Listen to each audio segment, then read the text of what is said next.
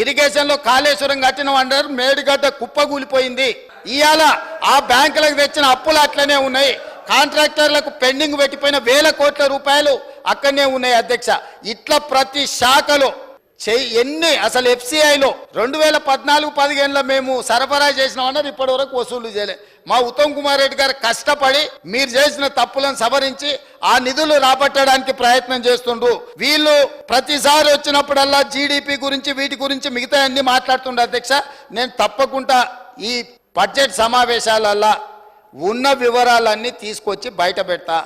కాబట్టి నేను వారికి చేసే సూచన ఒక్కటే, మీరు ఏం చేసిండ్రో చూసినాకనే ప్రజలు ఒక తీర్పు ఇచ్చిండ్రు. ఆ తీర్పు ద్వారా మీకు జ్ఞానోదయం కలుగుద్దని ప్రజలు భావించారు. ఇంకా అదే అహంకారము, అదే అహంభావము, అవే చులకన మాటలు, ఎదురుగుండే వాళ్ళని కించపరిచే విధంగా మాట్లాడడం, ఈ వ్యవహారం మానుకోండి.